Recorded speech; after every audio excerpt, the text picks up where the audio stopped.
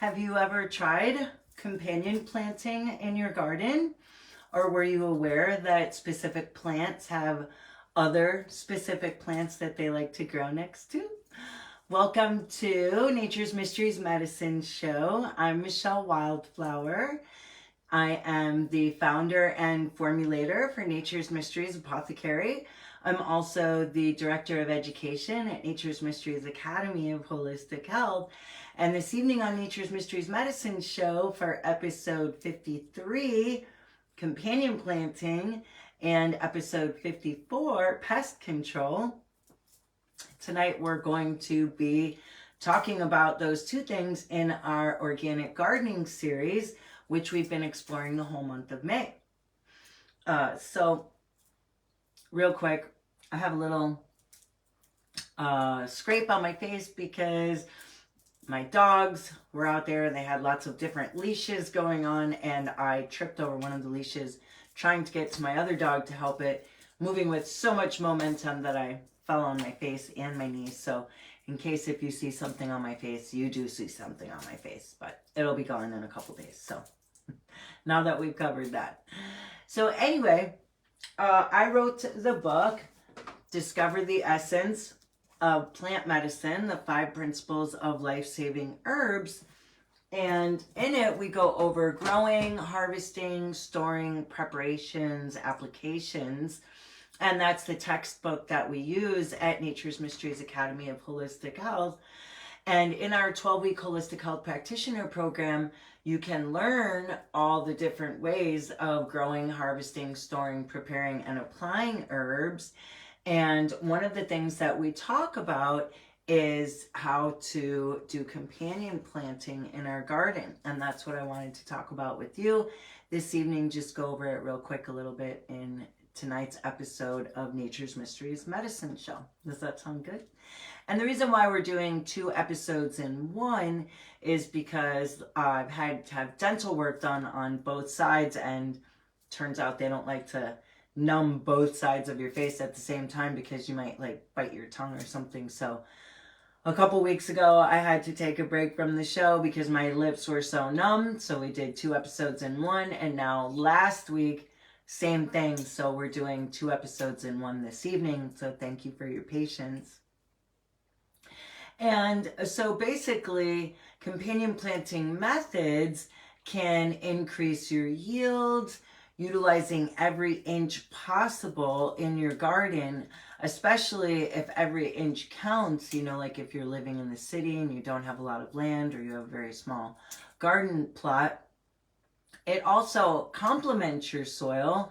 And if you plant a plant that is giving back to your soil what another plant is extracting from the soil, then this can help to ensure the success of your soil and your garden and your plants. Indigenous peoples actually used to utilize companion planting in techniques in their gardens by planting beans near the corn, and the beans would grow up the corn. And another example would be, you know, like if you planted carrots and they're growing under the ground, and then you planted lettuce on above the ground. And so, you know, those above ground crops can take up the space that they utilize because, you know, their carrot tops usually don't take up too much space above ground.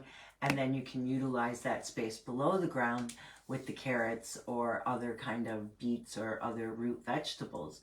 So it's a really neat idea to think that specific plants have other specific plants that they want to grow next to, and that they'll actually increase their growth and, you know, yields by having these specific plants next to them.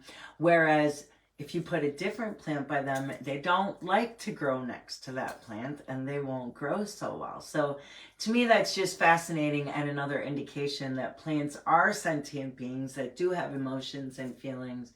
And that proves it, right? Because if you don't plant them next to the appropriate plant, then they might not grow as well as if you did. So we have a companion planting guide in my book that you can explore and use as a guide in your garden. So, it just seems like the more that you learn about plants, the more that you learn that the similarities between plants and humans are, not that separate. The differences between us, we actually have many similarities once you start really looking into it. And growing communities of plants that support each other can save a lot of time and a lot of potential loss. It's like nature's way of boosting the soil fertility, reducing weed competition, and minimizing pest damage, and ultimately increasing yields. Productive gardens cultivated with companion planting in mind also look pretty too. For example, tomato and basil love to grow next to each other. They're companions in the kitchen and in the garden. And basil also, so our other episode 54, is about pest control. So we'll just kind of segue into that a little bit. Actually, basil helps to repel certain insects and pests such as thrips, and also disorientates moths, which lay tomato hornworms. So it's actually, a complementary process where they're kind of protecting your tomatoes as well. Aphids severely crimp your crop, and aphids cannot stand garlic. So you could plant garlic as a barrier, and it keeps crops less vulnerable to pest attacks.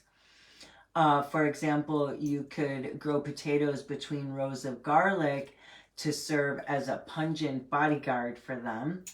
Nasturtium flowers, also grown close to kale, cabbage, broccoli, and any brassica crops, will lure hungry caterpillars away from eating your crops.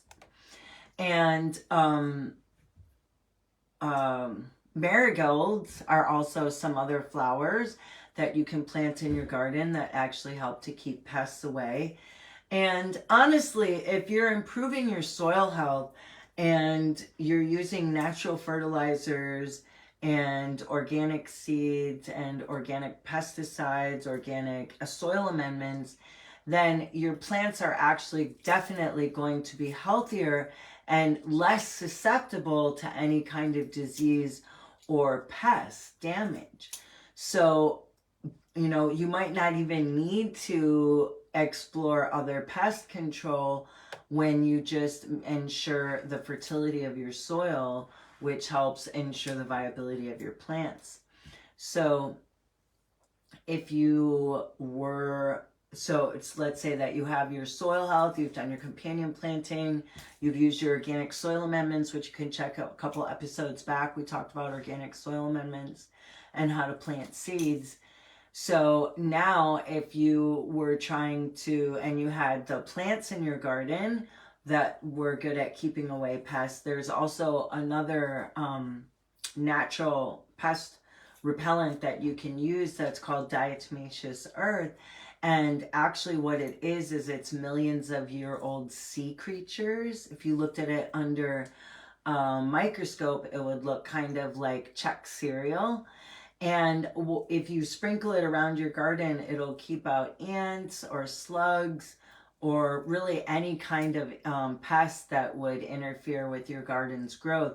What it does is it actually scratches off the waxy coating on bugs, which causes them to dehydrate and die. So it's not a chemical. It's not a chemical that is actually killing the bug. It's actually a physical action that's killing the bug. So nasturtiums, marigolds, basil, these are things that you can plant around your garden that will actually help to reduce the amount of pests that you find in your garden. And also, going out and literally picking them off with your hands is another thing you can do. Or making a pepper spray. So you could make a spray with some really hot peppers and mix it with water and spray that on your plants. And that can also help to keep away not only insects, but if you had, like deer or something like that that were munching on your crops, they wouldn't like the pepper spray. So those are some ideas that you can use to help pest control in your garden. And we thank you so much for joining us this evening on episodes 53 and 54, when we explored crop rotation and pest control, natural pest control alternatives that you can use in your garden. And we'll look forward to seeing you. So for the month of June, we'll actually be going to bi-weekly shows, so we won't be streaming every week. We'll be doing bi-weekly shows, so we'll have 2 shows a month for the month of June, and you'll just have to wait and see what that show will be about. Keep your eyes out, and we'll hope to see you soon. Discover the essence of plant medicine.